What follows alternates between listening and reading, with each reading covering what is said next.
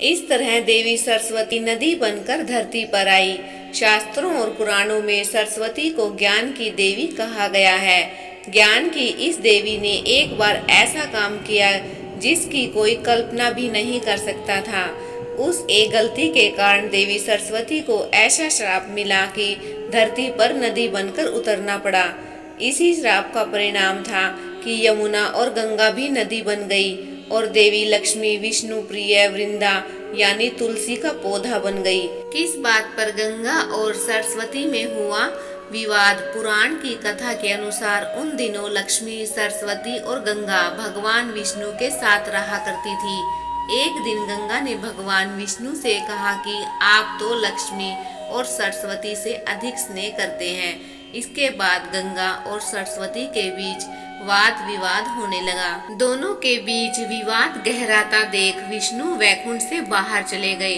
गंगा और लक्ष्मी को मिला यह कैसा श्राप। इस बीच देवी लक्ष्मी ने गंगा और सरस्वती को शांत करने का प्रयास किया, लेकिन देवी लक्ष्मी को सफलता नहीं मिली। देवी सरस्वती का क्रोध बढ़ता गया।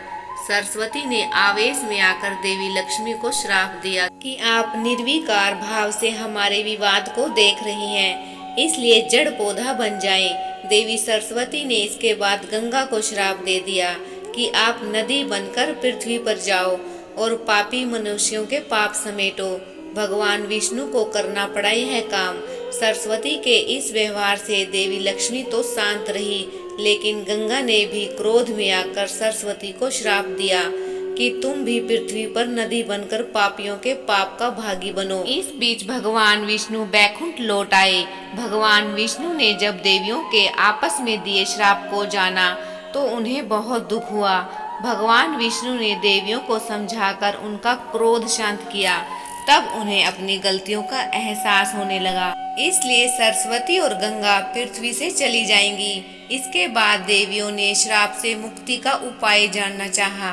भगवान विष्णु ने कहा कि श्राप का फल तो आपको भोगना ही पड़ेगा, लेकिन कलयुग के 10,000 वर्ष पूरे होने के बाद आप सभी देवियां पृथ्वी से अपने लोक में आकर वास्तविक स्वरूप में आकर मिल जाएंगी। इस बीच आपको अपने अंश से नदियों के रूप में अवतरित होना पड़ेगा और देवी लक्ष्मी तुलसी का पौधा बनेंगी।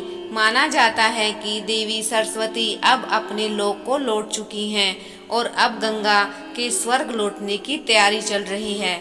आई होप आपको ये वीडियो अच्छी लगी होगी। अगर अच्छी लगे तो प्लीज़ चैनल को सब्सक्राइब कीजिए, लाइक कीजिए और कमेंट्स बॉक्स में बताइएगा कि आपको ये स्टोरी कैसी लगी है।